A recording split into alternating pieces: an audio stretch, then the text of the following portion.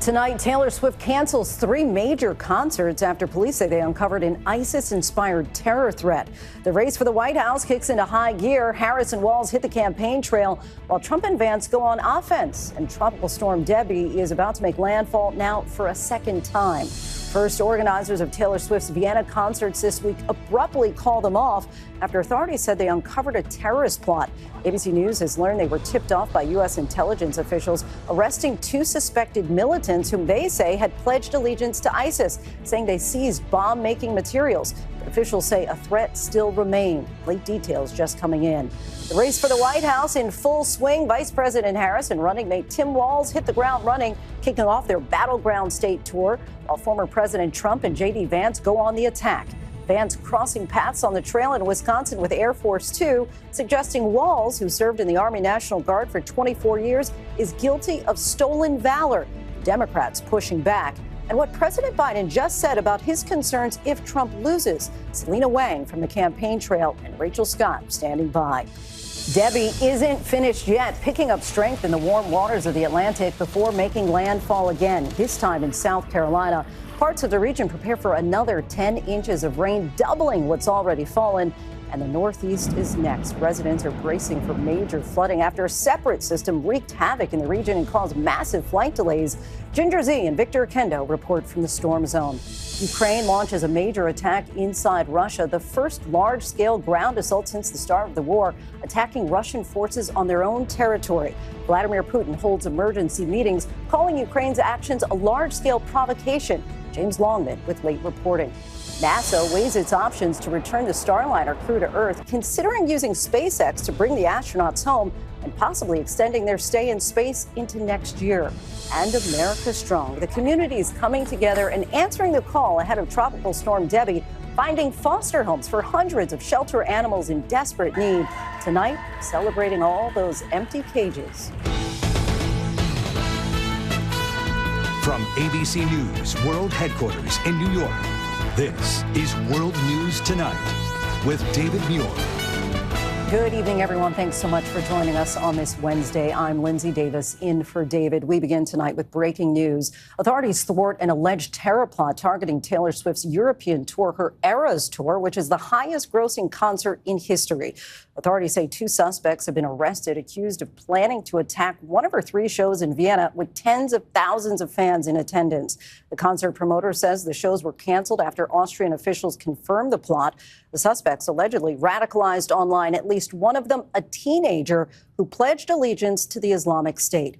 U.S. intelligence alerted Austrians and European law enforcement about the plot. ABC's Maggie Ruley leads us off. Welcome to the Eras Tour. Tonight, Taylor Swift scrapping all 3 nights of her Eras Tour starting tomorrow in Vienna after Austrian police say they thwarted an ISIS-inspired terror plot targeting her concerts. Swift's team saying in a statement, with confirmation from government officials of a planned terrorist attack at Ernst Happel Stadium, we have no choice but to cancel the 3 scheduled shows for everyone's safety. The decision coming just hours after officials announced the arrest of 2 suspects they say made detailed plans for an attack after being radicalized online. One of the men, a 19-year-old, allegedly pledged allegiance to the Islamic State about a month ago. Authorities say the bomb squad removed chemicals from his home an hour south of Vienna that they are now testing for possible explosives. The popular Eras Tour drawing record crowds of young fans. Many Americans have been flying to Europe to see Taylor Swift. We hereby conduct. Tonight, fans with tickets to the Vienna show sharing their disappointment on TikTok. The women in my family have been planning this trip for over a year. And we've spent like thousands of dollars to come here and like taking time off of work. Swift's sold-out Eras Tour concerts in Vienna were expected to draw 65,000 Swifties each night inside the Ernst Happel Stadium and another 15,000 fans outside. This was the scene just days ago in Munich, where 40,000 fans who couldn't get tickets piled onto these hills next to the stadium just to catch a glimpse. ISIS has claimed responsibility for attacking concerts before. In Moscow just last March, gunmen killing 60 people. Oh my God. A suicide bomber killed 22 people at an Ariana Grande concert in the UK in 2017. And in Paris, attacks across the city left 130 people dead in 2015.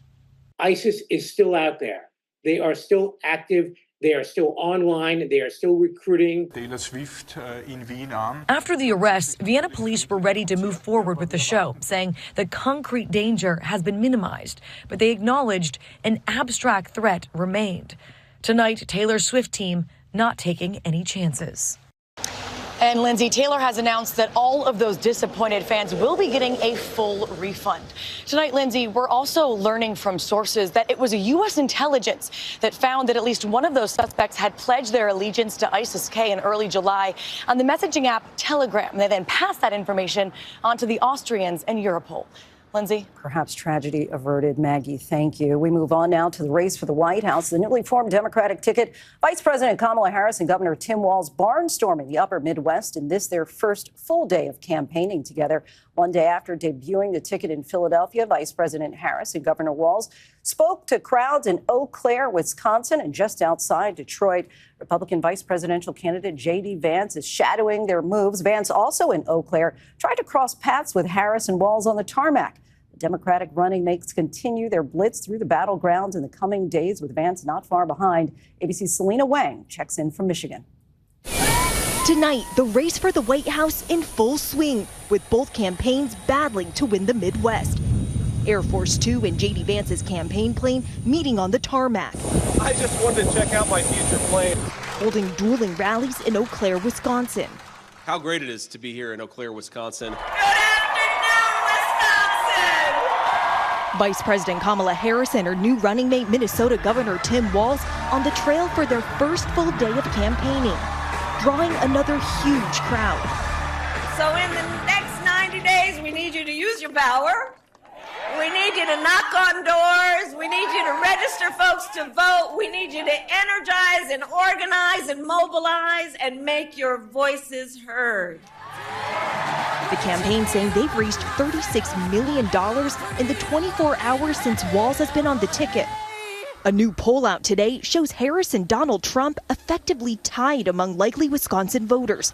Harris hoping Walz from bordering Minnesota will help them take the state. New rivals, Vance and Walz, both veterans. Vance, who deployed to Iraq in the Marines and did not see any active fighting, going after Walz's military background, accusing him of leaving his unit before it deployed to Iraq and lying about his service, seizing on this moment. And we can make sure that those weapons of war that I carried in war is the only place where those weapons are at. He has not spent a day in a combat zone. What bothers me about Tim Walz is the stolen valor garbage. Do not pretend to be something that you're not. Walz served in the Army National Guard for 24 years and has never claimed to have seen active combat, despite those comments that he carried a gun in war.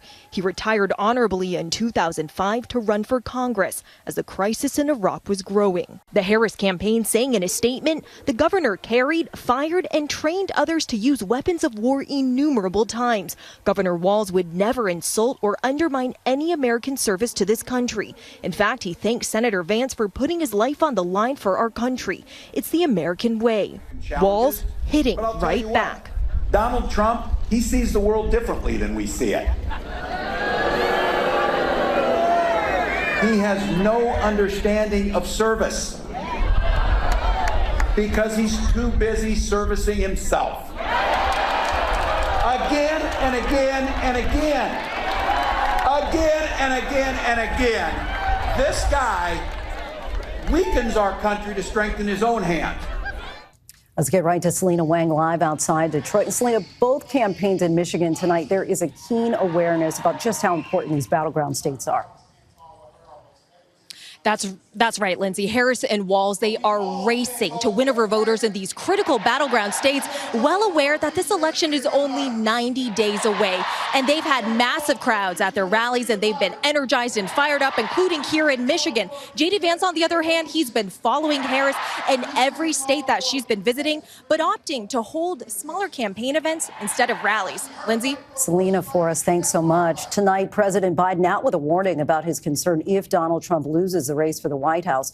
In his first interview with CBS News since withdrawing from the race, the president says he has no confidence Trump will allow a peaceful transfer of power if he loses the race to Vice President Kamala Harris. Are you confident that there will be a peaceful transfer of power in January 2025. If Trump wins, no, I'm not confident at all. I mean, if Trump loses, I'm not confident at all. He means what he says. We don't take him seriously. He means it. All the stuff about if we lose, there'll be a bloodbath. It's have to be a stolen election. Let's get right to ABC's Rachel Scott. Rachel, this is stark language from the president. Lindsay, and Donald Trump still hasn't accepted the results from the 2020 election, and he will not commit to accepting the results of the 2024 election. In fact, he continues to sow doubt in the election process, insisting he will only accept the results in November if it's, quote, a fair and legal and good election. Out on the campaign trail, the former president continues to push false claims about the 2020 election, even after his own supporters stormed the Capitol on January 6th. In reality, Donald Trump lost more than 60 court cases challenging the results. And even his own attorney general said there was no widespread voter fraud that would change the outcome of the 2020 election. President Biden saying tonight, you can not only love your country when you win. Lindsay. Rachel Scott for us. Thank you, Rachel. Tonight, Tropical Storm Debbie is gaining strength as it prepares to make its second landfall along the South Carolina coast. The slow-moving storm sitting just offshore with winds now up to 60 miles per hour. Flood watches posted from Georgia to the Carolinas all the way into the Northeast. ABC's Victor Kendo reports in from Myrtle Beach. Tonight, Tropical Storm Debbie is churning the surf, getting stronger in the warm waters off the Carolinas. Millions bracing for the storm's second landfall. All North Carolinians across our state need to be prepared for a deluge. Debbie's track taking it all the way into the Northeast, where overnight a separate severe system rocked the region, swamping roads in New York and New Jersey. It's bad. Its water is very deep, and it's flooded all the way down there. And forcing airlines to cancel hundreds of flights. New York City authorities using drones to warn residents. If you live in a basement or a ground floor apartment, be prepared to leave your location if flooding occurs. Debbie dumping nearly 2 feet of water in parts of Florida where they're still feeling the effects. Drone video shot this morning by the county showing water still in the streets of Sarasota. Myrtle Beach is one of the country's most popular vacation destinations, and tonight it is practically deserted with many restaurants and businesses closing up shop ahead of Debbie's second landfall. Lindsay? Not over yet, Victor. Thank you. The remnants of Debbie will move into the Northeast on Friday. Let's get right to ABC's chief meteorologist, Ginger Z in North Carolina. Hi, Ginger. Hey, the surf is kicking here at Lindsay at Wrightsville Beach, and that storm is still 80 miles south of Myrtle Beach. It has barely moved all day. The forward motion north-northeast at 3 miles per hour. Look at those Pennsylvania flood watches that are up now all the way down still through parts of Georgia. But it's spinning, and it will eventually turn back, and that's why we've had these onshore flow that has created tornado watch. So from Morehead City to Wilmington, here to Myrtle Beach, we have that till 11 p.m. Timing-wise, second landfall happens overnight. Then look at what happens tomorrow afternoon. That shield of rain that has really blown up with a lot of convection tonight is going from Raleigh to Roanoke to Charlotte. So it's well inland. And that's where the flash flood concerns also will be, into even Pennsylvania, Maryland, West Virginia, right through Appalachia, and then eventually up into western New York and even Vermont. New York City by Friday evening, Philadelphia by the afternoon on Friday. Wanted to just show you this. The high risk for flash flooding goes to Roanoke now, and that significant risk goes all the way up to Vermont. 6 to 10 inches would be the totals, Lindsay, on top of what we've already had. The entire eastern seaboard there affected. Ginger, thank you. Stay safe. Now to the war in Ukraine, taking a major turn. For the first time since the Russian invasion, the Ukrainian military is launching a large-scale assault inside Russia. Here's ABC's foreign correspondent, James Longman. Ukraine has launched an unprecedented surprise attack inside Russia tonight, the first large-scale assault across the border since the start of the war. Ukrainian sources say this video shows Russian soldiers being taken prisoner in southwestern Kursk region. Russia released this video, which purports to show their forces bombing Ukrainian troops and armoured vehicles that were part of the ground assault. And this video claims to show Russian helicopters launching missiles in intense battles. Fighter jets streaking across the sky near the Russian border of Sudza, which is home to critical natural gas infrastructure. Ukrainian troops have seized several villages, and they've advanced nearly 10 miles into Russian territory. That's according to pro-Kremlin military bloggers. The Ukrainians haven't commented on this operation. But overnight, their troops are also storming the Russian-occupied Kherson region in southern Ukraine. President Vladimir Putin has convened an urgent security meeting, and he's called Ukraine's incursion a large-scale provocation and vowed to crush the assault. And Lindsay, the White House said today that Ukraine did not warn them about this attack. Ukraine is not commenting publicly. Lindsay? James Longman for us. Thanks, James. Now to a new setback for Boeing's Starliner spacecraft and its 2 astronauts forced into an extended stay on board the International Space Station. NASA says the astronauts' 8-day mission may now keep them in orbit until next year. Here's ABC's Maria Villarreal. A shocking new setback in Boeing's Starliner saga.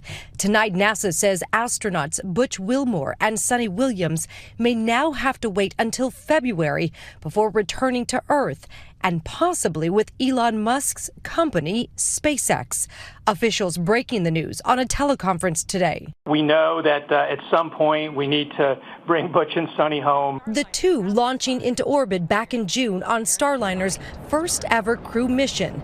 The 8-day mission now stretching into months as NASA works to fix Starliner's thrusters and helium leaks. They're working very hard on the ground to make sure that we will be able to come home before too long. Tonight, NASA says it is still focused on bringing Wilmore and Williams home on Starliner, but the agency acknowledging it is seriously evaluating other options for their return. We do know that SpaceX is heading into space in next month or so, and they can make room for these astronauts. The thing is, Lindsay, they are not returning until early next year. Lindsay? Maria Villarreal for us. Thank you, Maria. When we come back, the stunning comeback at the Summer Games in Paris, the American runner sprinting to an incredible finish, and the shelter dogs with a new lease on life thanks to an army of volunteers. Next tonight to the Summer Games in Paris and a stunning win on the track. American Quincy Hall mounting quite a comeback during the 400-meter race, sprinting from 4th to 1st place in the last 30 meters. And Noah Lyles advancing to the 200-meter final, finishing 2nd in his semifinal heat today. When we come back, a 6-foot shark grabs the attention of beachgoers on the Jersey Shore. To the index now, a shark sighting got the attention of beachgoers on the Jersey Shore. A 6-foot-long shark was spotted close to the beach at Cape May. Lifeguards quickly cleared the water. Fortunately, no one was hurt. Scientists have recently seen several basking sharks further away from the shore in that area. When we come back, the communities to the rescue, the shelter dogs saved, and just in time. Finally tonight, America strong. With Tropical Storm Debbie bearing down, volunteers are jumping in to save hundreds of animals in need. Tonight, the remarkable sight, animal shelters empty.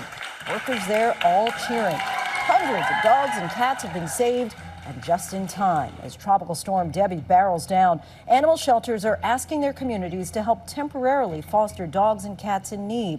And so many are answering the call to help. In Summerville, South Carolina, north of Charleston at Dorchester Paws. Just take a look at this, the long line of cars all waiting to foster. Yeah, we're gonna have so much fun. Family after family picking them up. 347 animals fostered in all. Munster is now home with the Brown family. Ozzy running in his new backyard. Becca Jo Zimmerman home with Augie. The affection and gratitude that these animals show you is unmatched. Erica D'Alberto home with her foster dog too. His name, Inspector Drool. It really is a small act that makes a big difference. He has a lot of love to give.